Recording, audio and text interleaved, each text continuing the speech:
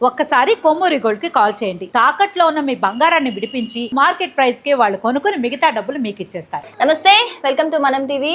నేను మీ సిరి. ప్రస్తుతం మనతో పాటు సీనియర్ జర్నలిస్ట్ కట్ట కార్తిక్ గారు ఉన్నారు. ఆయనతో మాట్లాడతాం. సార్ నమస్తే. నమస్తే సిరి. సార్, ఇప్పుడు ఒక ట్రెండింగ్ ఇష్యూ బోర్గడ్డ అనిల్ కుమార్ అని చెప్పుకోవచ్చు. ఎందుకంటే ఆయన జగన్ ఇంటి ముందు వచ్చి ధర్నా చేయడము, ఆఫీస్లోకి అనుమతించట్లేదు అని చెప్పడము, అలాగే సజ్జల ప్రవర్తన బాగాలేదు అని చెప్పేసి రిటర్న్లో ఒక ఛాలెంజ్ విసరడము, మళ్ళీ దీని గురించి శ్రీరెడ్డి వచ్చి మాట్లాడడము. సో ఇక్కడ ఏమవుతుంది అంటే సార్, వైసీపీ పార్టీ నుంచి ఇద్దరికి ఒకే స్థితి పట్టింది అని మాట్లాడుతున్నారు. అంటే ఇంతకుముందు ఒకప్పుడు ఆ పార్టీకి బిడ్డలాంటోడివి అని మాట్లాడి ఇప్పుడు నువ్వెవరు అన్న స్థితికి వచ్చింది మా పరిస్థితి అని చెప్పి బోరుగడ్డ అనిల్ కుమారే చెప్తున్న పరిస్థితి వచ్చింది. సో ఈ నేపథ్యంలోనే అసలు వైసీపీ పార్టీకి సంబంధించిన ఇలాంటి వాళ్ళని ఎలా చూడొచ్చు అంటారు సార్? ఎందుకంటే ఒకప్పుడేమో మా వెనక నాయకులు ఉన్నారు కదా అని చెప్పేసి నోటికి ఏదొస్తే అది మాట్లాడారు, అడ్డు అదుపు లేదు వాటికి. కానీ ఇప్పుడు వాళ్ళ పరిస్థితి రివర్స్ అయిపోయింది అని చెప్పుకోవాలి. అసలు పట్టించుకునే నాదుడే లేడు, మా ఫ్యామిలీ రోడ్డు మీదకి వచ్చేసింది అని చెప్తున్నారు. సో శ్రీరెడ్డి కూడా మనం చెప్పింది, నేను రీసెంట్గా మనీ అడిగితే కూడా వైసీపీ వాళ్ళని ఆరోగ్య పరిస్థితి బాగాలేదని ఒక మహిళని అడిగితే కూడా నాకు అసలు రిప్లై లేదు వాళ్ళ దగ్గర నుంచి అని చెప్పేసి. అసలు ఎలా చూడొచ్చు అంటారు సార్ అసలు వైసీపీ పార్టీకి సంబంధించి ఇదంతా? అంటే వైఎస్ఆర్ కాంగ్రెస్ పార్టీ కోసం, జగన్మోహన్ రెడ్డి కోసం చొక్కాలు చింపుకునేటువంటి కార్యకర్తలంతా ఆలోచించుకోవాల్సిన సమయం వచ్చిందేమో అనుకుంటున్నాను నేను. Yes sir. గతంలో జగన్మోహన్ రెడ్డి గారు తల్లిని రాజకీయంగా వాడుకొని వదిలేశాడు, చెల్లిని రాజకీయంగా వాడుకొని వదిలేశాడు అనేది మనం గతంలో చూసింది విన్నది. కానీ ఇప్పుడు స్వయంగా వైసీపీ కార్యకర్తలైనటువంటి, వైసీపీ కోసమే నోటికి వచ్చినట్టు మాట్లాడినటువంటి బోరుగడ్డ అనిల్ కుమార్ విషయంలో చూస్తున్నాం, శ్రీరెడ్డి విషయంలో చూస్తున్నాం. వీరంతా జగన్ కోసం చొక్కాలు దింపుకున్నోళ్ళు. ఇప్పుడు బోరుగడ్డ అనిల్ కుమార్కి చంద్రబాబు నాయుడు గారికి ఏంటి పంచాయతీ? ఏం లేదు. బోరుగడ్డ అనిల్ కుమార్ గారికి లోకేష్ గారికి ఏంటి పంచాయతీ? పవన్ కళ్యాణ్ గారికి ఏంటి పంచాయతీ? భూమి తగాదు ఉందా? ఆస్తి తగాదు ఉందా? ఎందుకోసం తిట్టాడు వాళ్ళని? జగన్మోహన్ రెడ్డి కోసం తిట్టాడు. తిట్టాడు అంటాం కంటే తిట్టిచ్చారు అంటాం కరెక్ట్. ఎందుకంటే తిట్టినప్పుడు నువ్వు కేసు పెట్టేదిగా, నీ ప్రభుత్వం ఉన్నప్పుడు నువ్వు అరెస్ట్ చేయలేదుగా, అంటే నువ్వే తిట్టించావు. పైగా అతనికి సెక్యూరిటీ ఇచ్చావు, నువ్వు తిట్టినోడి సెక్యూరిటీ ఇచ్చావు. బాడీగార్డ్ ఎవరికి చంపుతా అన్నోడి బాడీగార్డ్ ఇచ్చావు.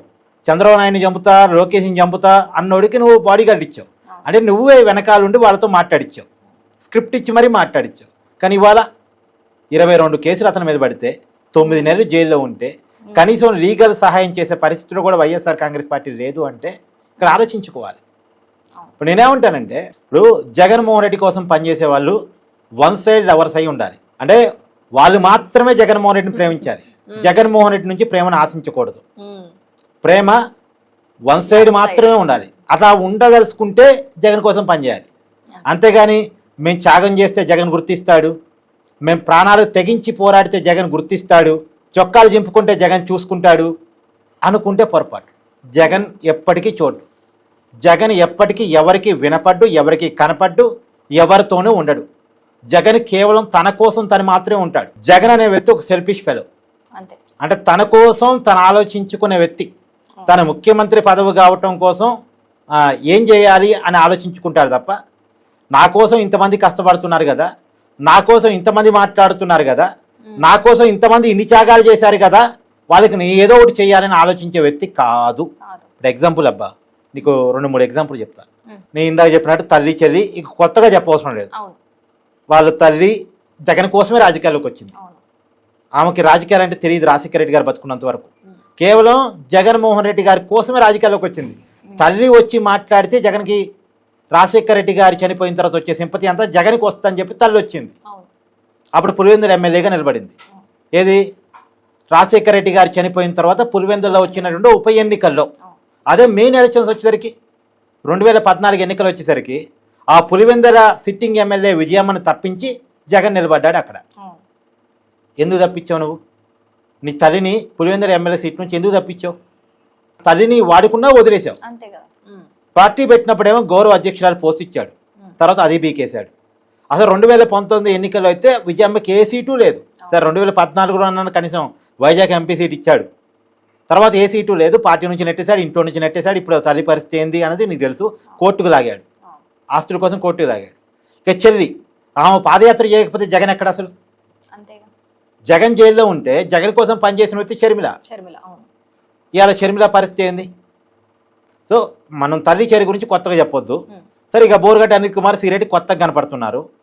నేనేమంటానంటే వీళ్ళు మాత్రమే కాదు, ఇప్పుడు జగన్మోహన్ రెడ్డి గారు 2019లో అధికారంలో రావటం కోసం బాగా కష్టపడ్డ వాళ్ళు, ప్రయత్నం చేసిన వాళ్ళు వైఎస్ఆర్ కాంగ్రెస్ పార్టీ కార్యకర్తలు ఎక్కువగా చెబుతారు. వాళ్ళకి వాలంటీర్ ఉద్యోగాలను ఆశ చూపించాడు. యువతంతా ఏమనుకున్నారంటే, అంటే గవర్నమెంట్ ఉద్యోగం కాదు, వాలంటీర్ ఉద్యోగం అంటే గవర్నమెంట్ ఇస్తున్న ఉద్యోగం కదా. సో మా జగనన్నే ఉన్నాడు అంటే ఆ వాలంటీర్ ఉద్యోగానికి ఇచ్చింది 5,000 జీతం. 5,000 జీతానికి కూడా డిగ్రీ చదివిన వాళ్ళు జాయిన్ అయ్యారు, పీజీ చదివిన వాళ్ళు కూడా జాయిన్ అయ్యారు. అంటే వాళ్ళ ఆలోచన ఏంటంటే ఈ ఉద్యోగం ఇస్తుంది జగనన్న, ఇది పర్మనెంట్ ఉద్యోగం, ప్రభుత్వం చేతిలో ఉండే ఉద్యోగం.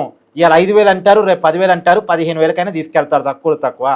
సో సొంతూరులో ఉద్యోగం, సొంతూరులో 15,000 20,000 వస్తే సిటీలో 40,000 50,000 వచ్చినట్టు లెక్క. సో సొంతూరులో ఒక 15,000-20,000తో గవర్నమెంట్ సెక్యూరిటీతో జాబ్ ఉంటామంటే హ్యాపీ లైఫ్ వెళ్ళిపోద్ది అని చెప్పేసి వాలంటీర్గా జాయిన్ అయ్యారు లక్షలాది మంది యువత. వైసీపీ కార్యకర్తలే, వాళ్ళే చెప్పుకున్నారు వైసీపీ కార్యకర్తలకే వాలంటీర్ జాబ్లు ఇచ్చినామని. కానీ 5,000 జీతాన్ని 5 సంవత్సరాల్లో ₹1 కూడా పెంచలేదు. ₹1 కూడా పెంచలేదు. అదే 5,000కి పని చేయించుకున్నాడు. సరే పోనీ పని చేయించుకున్నాడు, వాళ్ళకి జాబ్ సెక్యూరిటీ కల్పిస్తూ ఒక చట్టం తీసుకొచ్చాడు అసెంబ్లీలో.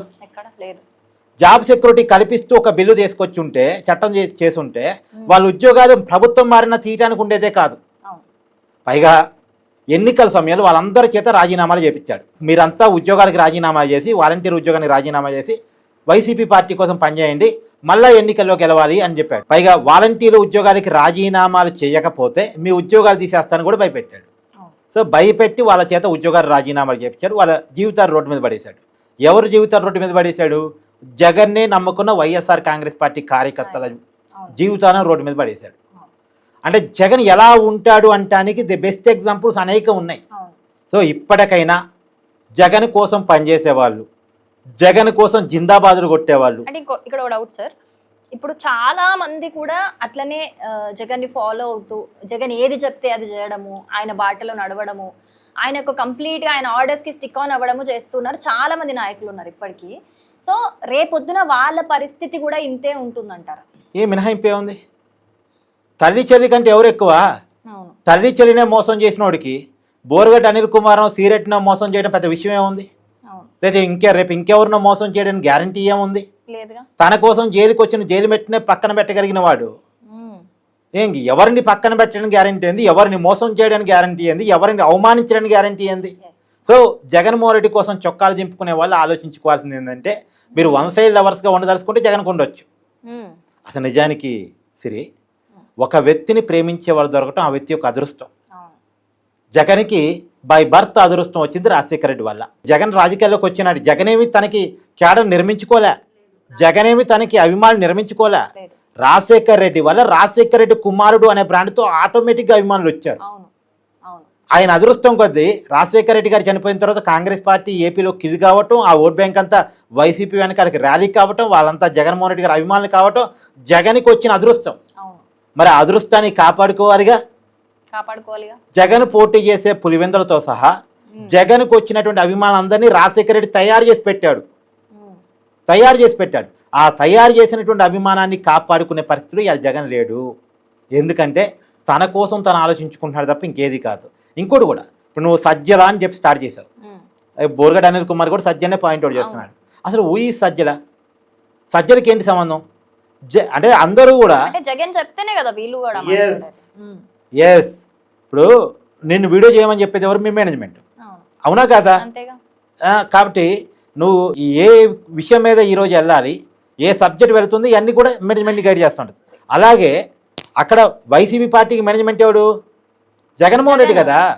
జగన్మోహన్ రెడ్డి సూచనల మేరకే సజ్జల రామకృష్ణారెడ్డి ఏ వ్యక్తికి అన్యాయం చేయడమే ఉంటుంది. ఇప్పుడు బోరుగడ్డ అనిల్ కుమార్కైనా శ్రీరెడ్డికైనా అన్యాయం చేసే సజ్జల కాదు, జగన్. కాకపోతే ఇక్కడ గేమ్ నడుస్తుంది. సజ్జల్ని బూచిగా చూపించి జగన్ సేఫ్ అవుతున్నాడు. ఇప్పుడు సరే పోనీ బోరుగడ్డ అనిల్ కుమార్ని శ్రీరెడ్డిని సజ్జలే మోసం చేశాడు అనుకుందాం ఎగ్జాంపుల్. మరి విజయమ్మని షర్మిలాని కూడా సజ్జలే మోసం చేశాడా? లేదుగా. సజ్జల ఎవరు? జగన్ కూర్చోబెడితే కూర్చోబెట్టినోడు. అతని వల్ల 10 ఓట్లు పడేది ఉండదు, 10 ఓట్లు పోయేది ఏమైనా ఉంటుంది తప్ప వచ్చేది ఏమి ఉండదు. కాబట్టి నేనేమంటానంటే సజ్జలు చూసి ఆ పార్టీ నడవట్లే, ఆ పార్టీని చూసి జగన్ చూసే నడుస్తుంది, జగన్ నిర్ణయాల మేరకే నడుస్తుంది. ఒకవేళ సజ్జలే ఆ పార్టీ నడుపుతున్నాడు, సజ్జలే అంతా మేనేజ్ చేస్తున్నా అంటే జగన్ వేస్ట్ ఫెలో అన్నట్టు ఒప్పుకున్నట్టు. ఆ మాట మనం అనలేం కదా. సో కాబట్టి ఆ పార్టీని నడుపుతుంది జగన్మోహన్ రెడ్డి. సో జగన్మోహన్ రెడ్డి సూచన మేరకే, జగన్మోహన్ రెడ్డి ఆలోచన మేరకే వైసీపీ కార్యకర్తలకు అన్యాయం జరుగుతుంది అనేది వాస్తవం. ఓకే, అయితే సార్ ఇప్పుడు ఇది చాలా పెద్ద ఇష్యూ అయిందని చెప్పుకోవాలి. చాలా మంది కూడా దీని గురించి మాట్లాడుతున్నారు. అంటే మీరు చెప్పినట్టే నెక్స్ట్ ఇప్పుడు జగన్ కోసం పనిచేస్తున్న నాయకుల భవిష్యత్ ఏంటి, వాళ్ళ పరిస్థితి ఏంటి అన్న విధంగా కూడా ఒక చర్చ వచ్చింది. అయితే దీని ఎఫెక్ట్ అనేది నెక్స్ట్ ఎలక్షన్కి ఖచ్చితంగా ఇప్పుడు జగన్కి గెలవడానికి చాలా మంది నాయకుల సపోర్ట్ అయితే ఖచ్చితంగా కావాల్సి వస్తుంది. ఇప్పుడు ప్రచారం చేయడానికైనా, పోటీ చేయడానికైనా, దేనికైనా సరే. సో దీని ఎఫెక్ట్ అనేది నెక్స్ట్ ఎలక్షన్కి జగన్కి మైనస్ అవుతుంది అంటారా? అవుతుందిగా. ఇప్పుడు 2019లో 151 సీట్లు వచ్చాయి, బ్రహ్మాండమైన విజయం, కని విని ఎరగని విజయం. ఆ ఉమ్మడి ఆంధ్రప్రదేశ్ చరిత్రలో కూడా ఆంధ్రప్రదేశ్ వరకు ఇన్ని సీట్లు వచ్చిన రాజకీయ పార్టీ గతంలో లేదు. అది 151 సీట్లతో బ్రహ్మాండంగా గెలిచాడు జగన్మోహన్ రెడ్డి. కానీ 2024 వచ్చేసరికి ఏమైంది?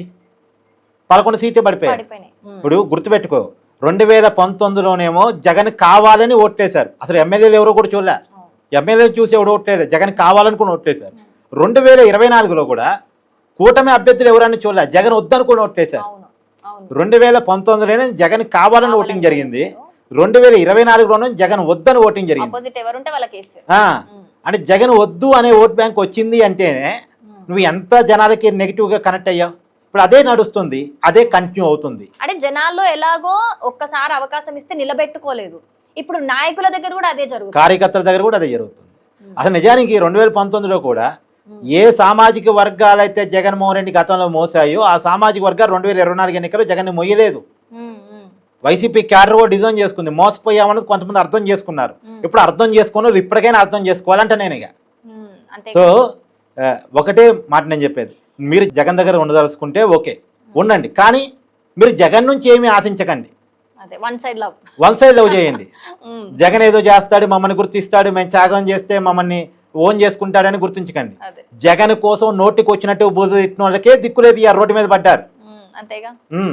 ఇలా జగన్ కోసమే కదా బూతులు తిట్టింది. బోరుగడ్డ తిట్టింది తప్పే, నో డౌట్ ఎట్ ఆల్, క్షమించరాని తప్పులు అనేకం చేశాడు అతను. చాలా వినలేని బూతులు. ఏంది ఇప్పుడు ఎగ్జాంపుల్, చంద్రబాబు నాయుడిని పవన్ కళ్యాణ్ చంపుతా అన్నాడు. మామూలుగా సహజంగా ఏం చేయాలి? అరెస్ట్ చేసి లోపల పడేయాలి. చేశారా? లేదు. ఇప్పుడు పవన్ కళ్యాణ్ కూతురని నేను చెప్పడం బాగోదు, అది ఇంకా ఘోరం కదా. ఏం చేయాలి? ఇమ్మీడియట్ గా అరెస్ట్ చేసి లోపల పడేయాలి. చేశారా? లేదు. అంటే అప్పుడు వైసీపీ మాట్లాడిచ్చింది అని అర్థం అవుతుంది కదా క్లియర్ గా. ప్రొటెక్ట్ చేసింది, సెక్యూరిటీ ఇచ్చింది కదా. సో ఇప్పుడు బోర్గడ్డ అనిల్ కుమార్ కి వైసీపీకి సంబంధం ఉందా లేదా అంటే ఆయనకి రాకెట్ సైన్స్ అవసరం లేదు. అతను మాట్లాడిన మాటల్ని సమర్థించారు, రక్షణ ఇచ్చారు, కాబట్టి క్లియర్ గా వైసీపీ ఉందని అర్థమవుతుంది. మొన్న సీరియట్ అయితే ఒక వీడియో కూడా బయట పెట్టింది, సాక్షి ఛానల్లో బోర్గడ్డని వైసీపీ నాయకుడు అని పిలిచిన ఒక వీడియోని బయట పెట్టింది. అంటే సాక్షి ఛానల్ ఎవరిది? మళ్ళా జగన్మోహన్ రెడ్డిదే కదా, భారతీ గారే కదా చైర్మన్. ఆ ఛానల్లోనే బోర్గడ్ని వైసీపీ నాయకుడు అని పిలిచిన తర్వాత ఇంకా వైసీపీ నాయకుడు అవునా కాదా అనే రాకెట్ సైన్స్ ఎందుకు, జుట్టు పీక్కోవడం ఎందుకు ఇంకా? సో కాబట్టి వైసీపీ నాయకుడే, వైసీపీ కోసం పనిచేసిన వ్యక్తే, జగన్మోహన్ రెడ్డి కోసం పనిచేసిన వ్యక్తే ఇవాళ జగన్ ఆదరణ లేక రోడ్డు మీద పడ్డాడు. అది చెప్పుకున్నాడు ఆయనంతటా ఆయనే, నేను రోడ్డు మీద పడ్డాను చెప్పుకున్నాడు. కాకపోతే ఏంటంటే దళిత కుటుంబం, దళితులు అంటే జగన్కి ఉండే చిన్న చూపు చెప్పడానికి ఒక 2-3 ఎగ్జాంపుల్ చెప్తాను నీకు. జగన్మోహన్ రెడ్డి కారు కింద సింగయ్య అనేటువంటి వ్యక్తి పట్టి చనిపోయాడు, నీకు గుర్తుందా నీకు? పల్నాడు జిల్లా పోయినప్పుడు. అంటే నిజానికి అది యాక్సిడెంటే, కావాలని జగన్ ఏదో తొక్కిచ్చాడని నేనైతే అంటలే, అది ప్రమాదమే, అనుకోకుండా జరిగింది. కానీ సహజంగా మన కారు కింద ఎవరైనా పడి చనిపోతే మనం ఏం చేస్తాం? వాళ్ళ ఇంటికి పోయి పరామర్శించి వాళ్ళ కుటుంబం చేస్తాం. సహజంగా జగన్ పరామర్శలు కేరా పట్రస్ కదా, కానీ ఆ కుటుంబం దగ్గర జగన్ పోలే, ఆ కుటుంబాన్ని తన దగ్గర పిలిపించుకున్నాడు. అంటే దళితుల పట్ల ఉండే నైజం చూడు. పైగా ఆ రోజు అసలు యాక్సిడెంట్ జరిగిన రోజు కూడా జగన్ కారు దిగలే, ఆయన దిగలే, తన టీముని దింపలే. ఆ రోజు కనుక తన టీం కనుక దిగి జగన్మోహన్ రెడ్డి గారి కాన్వాయ్లో డాక్టర్స్ టీం ఉంటుంది, నీకు గుర్తుందా? ఇక్కడ దెబ్బ జరిగింది గురకాయ దగ్గర, ఇమీడియట్ గా డాక్టర్ దిగి ఫస్ట్ ఎయిడ్ చేశారు కదా. సో జగన్మోహన్ రెడ్డి గారి టీంలో ఉన్న డాక్టర్స్ కనుక దిగి ఫస్ట్ ఎయిడ్ సింగయ్య చేసి ఉంటే సింగయ్య బతుకుంటేవాడు. జగన్మోహన్ రెడ్డి కాన్వాయ్ ఎక్సీఎం కాబట్టి అంబులెన్స్ ఉంటది, అంబులెన్స్ లో సింగయ్యని హాస్పిటల్ పంపించున్నా బతుకుండేవాడు.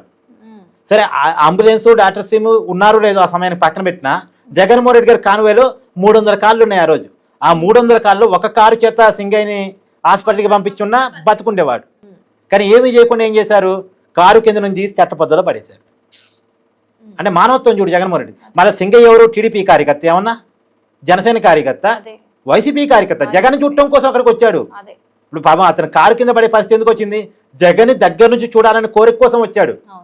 లేకపోతే అతనికి ఏంటి, జగన్ దగ్గర నుంచి చూడాలని కోరికతో వచ్చాడు. అంటే నీ అభిమాని నువ్వు ఎంత అవమానించావో చూడు ఇక్కడ జగన్మోహన్ రెడ్డి. కాబట్టి సో జగన్ మనిషికి విలువ లేదు, పదవికి మాత్రం విలువ. ఆయన మనిషికి విలువ లేదు కానీ డబ్బుకి మాత్రమే విలువ. డబ్బు పదవి ఈ రెండే జగన్ కావాలి, ఇంకేం వద్దు. Thank you so much sir. ఎప్పుడు అడిగినా కూడా చాలా ఎగ్జాంపుల్స్ తోని చాలా డీటెయిల్ గా అర్థమయ్యేటట్టు చెప్తారు. Thank you so much.